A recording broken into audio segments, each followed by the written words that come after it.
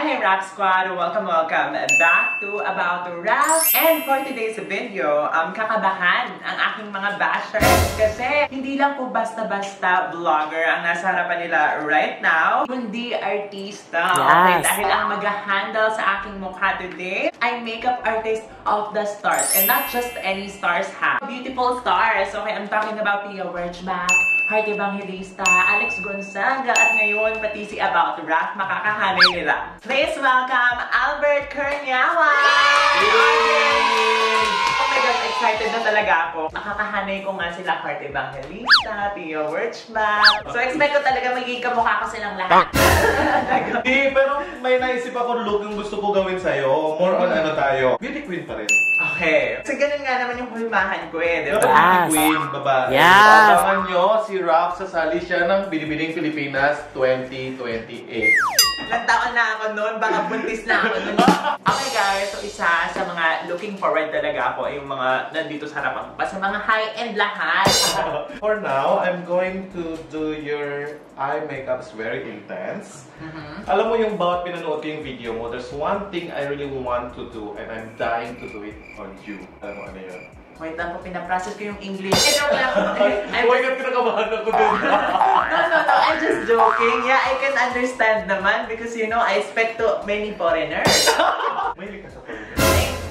No, I don't. Kasi actually, maraming nagre-request rin sa akin how to do tricks on doing eye makeup for downturn eyes. Oh, yes. Sabi ko, if I have a chance to do your makeup, isisingit yung trick na yan so that everyone can learn also. At the same time also, I want to do it very intense na blue, but at the same time, malambot pa rin na may beauty queen touch pa rin siya. Yeah, struggle ko ngayon na parang lagi siyang malungkot, even though happy naman ako, parang malungkot yung eyes ko. Pero pansin ko lately, sumasaya siya konti, umaangat na siya konti. Ay, talaga ba? Ano ba? Nagpabotox mo kasi ako. Or is it because of love life? Tsaka yun na rin, nakatulong mga siguro 5%. Now, I'm starting doing the eyes lang. Mamaya na tayo mag-skin. So, para we can correct yung mga mistake natin right away. So, first of all, I'm going to put Anastasia eye primer yung pinadala nila sa akin. Alam mo, first time ko gamitin ito, Rap, ha? Ako din naman po, first time ko pong maka-experience ng Anastasia sa mata. Hindi nga. So, explain ko sa kanila anong feeling. It is very malamig. Hindi nga, you're not kidding. Yeah, pero hindi pala very. Malamig lang. It is malamig. So basically, I'm swiping the entire eye primer on your eyes, no? Para i-grip niya agad yung color. So there, after eye primer, I set it with a matte or flat color na eyeshadow. I'm going to use a very white or beige na matte finish. Basically, just to set the primer. As you can see guys, kapag lumalapit na po sa akin si Sir Albert, hindi na po ako masyadong maingay kasi kakakain ko lang, baka may maamoy siya. Ako rin, kumain kami ng pesto. Okay, I have a challenge for you, Raf. Describe a color of blue to a blind person. Blue makes you feel calm. Blue is the color of Cinderella's gown. Rhyming words. I love myself. I'm going to use, of course, from my collection na Mademoiselle. So we have so many blue. So basically, I'm using this midnight blue first. I like to do wet application para dumikit agad yung pigment. And then kung hindi dumikit yung pigment, sabay muna na wait na. Alright, Rap Squad, so voice over tayo para makuwento ko ng husto yung aking naging experience. But anyway, as in here, kita nyo naman na magkaiba kami ng technique. Ako kasi nagsastart ako guys sa base or sa foundation, siya naman sa mata, especially for this look daw. At hindi po siya nagsimula sa transition color, especially on the crease. Nilagay niya agad yung main color na blue doon mismo sa lids. At wet yung brush na ginamit niya to avoid fallouts. And then definitely I'm using the same color also on the lower part of the eyes.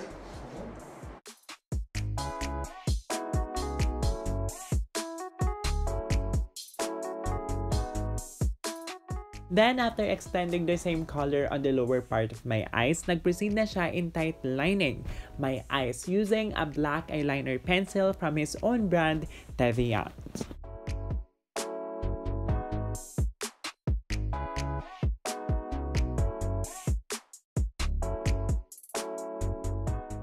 right now, I'm going to do darker blue, which is Nui. So I have a question for you.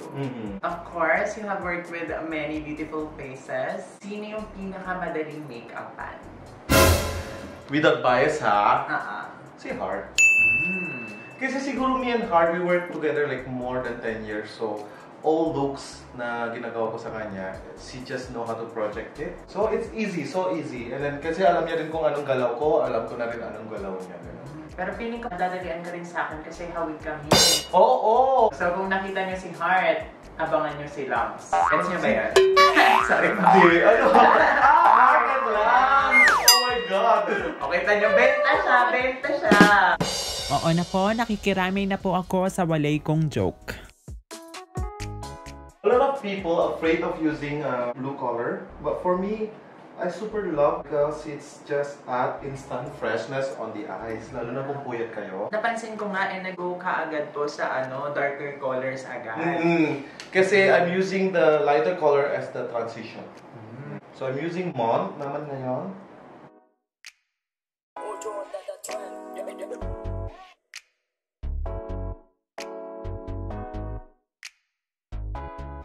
Uy, parang mainit ka. Hindi ganyan po talaga ako. Parang may laugh na. Nagjo-joke siya. So as stated earlier, yung lighter shade ng blue daw ang magsisilbing transition color at tutulong doon nga sa nilagay niya sa lids para maging seamless at well-blended yung pinaka-itsura ng eyeshadow.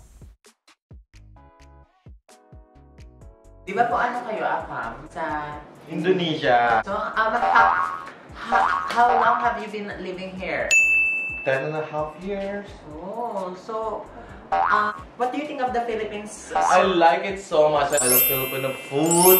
I love everything about the Filipino boy. Hindi ko pa na-try. And speaking of try, ayan, pinatry sa akin ni Sir Albert itong cream glitter pigment kung saan ginamit niya yung kanyang finger para mas maging maganda yung pagkakalapat ng product. After which, nilagyan na niya ako ng liquid eyeliner on my left eye muna at ang napansin kong kakaiba or special sa application na ito is naging pataas po yung direksyon ng aking wing or tungkil. Siguro to address na rin yung pagkaka-downturned ng aking mata at para mahila siya pataas. Katapos niyan, kinurl na niya yung aking lashes to prepare it for the falsies at hindi lang isa yung nilagay niya.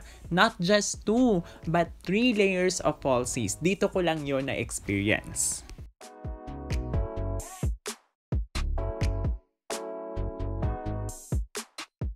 For the foundation, I'm going to use this Tom Ford right now. So yan din, first time ko din makaka-experience ng Tom Ford. Kadalasan po kasi yung mga na-experience ko lang mga drugstore. Pero hindi po drugs, drugstore. So sa part na ito guys, maaaring magmukha akong weirdo kasi lower left part lang po ng aking face yung nilagyan muna ng foundation. Para na rin malinis yung perimeters ng ating eyeshadow at makuha na yung overall shape na gusto ni Sir Albert. And then nag-proceed na siya on the other side of my eye, following lang yung steps na ginawa niya on my left eye.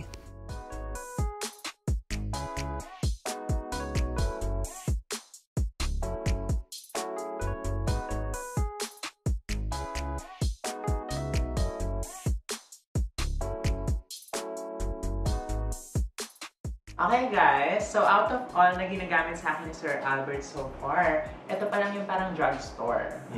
Yeah, ito guys yung concealer niya, yung L'Oreal Infallible Full Wear Concealer. So for sure maganda ito kasi minix niya with the high-end products.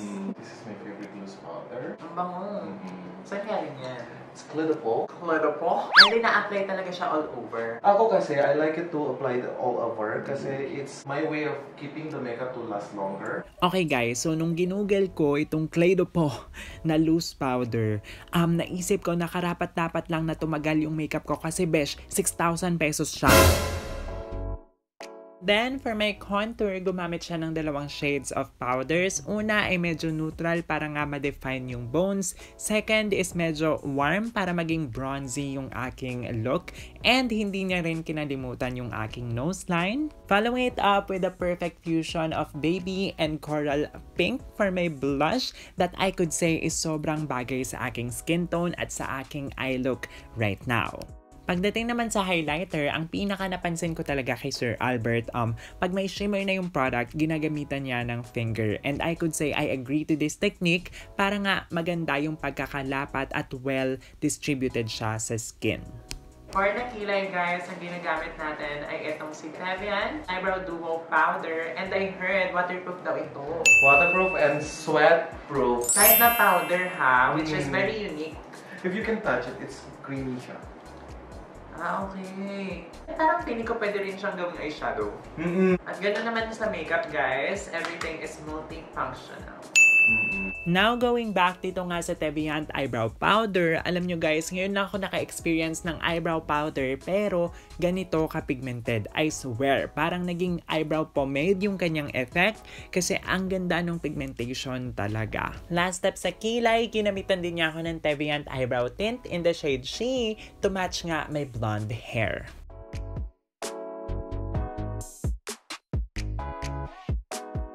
Ngayon, nilalagyan na ako ng concealer sa lips ni Sir Albert para magsilbing base in preparation sa isang nakakalokang lipstick. Oh my God! Look at the bullet. 10,000! Talaga, 10,000 to. Yes guys, hindi po kayo na mali ng rinig. Itong lipstick na ito ay more or less 10,000 pesos because galing siya sa brand na Lisa Eldridge. Hindi ko nga alam kung ano yun eh. Pero it's in the shade Velvet Morning at limited edition siya. But anyway, bago siya isalang sa aking lips, nilagyan muna ako ng red lip liner ni Sir Albert. At yung mismong lipstick guys, I could say, is very beautiful. Kasi aside na very lightweight siya, yung kulay ay ang ganda. It's a cool toned red, so hindi siya masyadong nakaka-intimidate.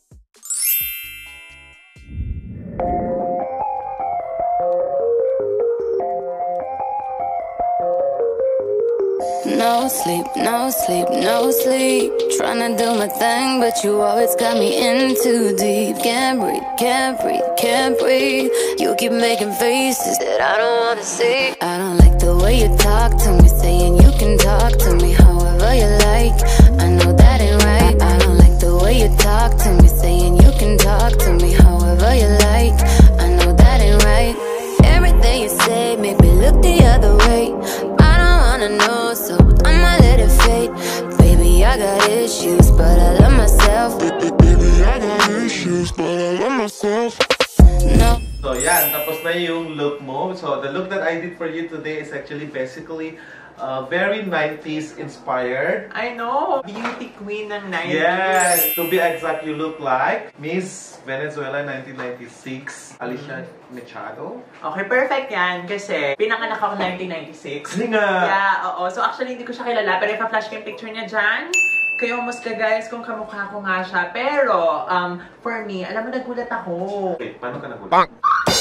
Hindi nagulat ako kasi I thought, kasalanan ang mag-blue eyeshadow and red lipstick. Exactly. I thought it would never work. Pero Exactly. here, even though hindi nga siya wearable for everyday, ang ganda-ganda. Exactly. Yeah. That's what I like to embrace as a makeup artist also. There's no right or wrong in terms of makeup.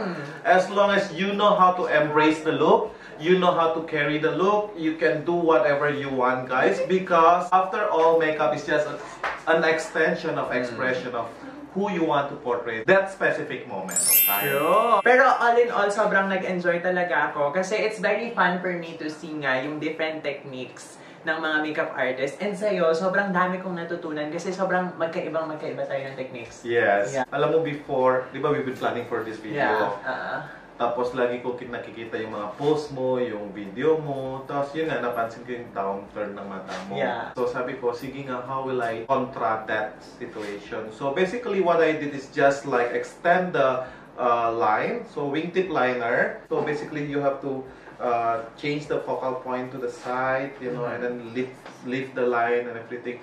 And layering of lashes also will help. So it's 3 layers of lashes. Is it heavy? Yeah. No, it's not. Yun nga nagulat ako kasi 3 layer daw to ng Tevian lashes.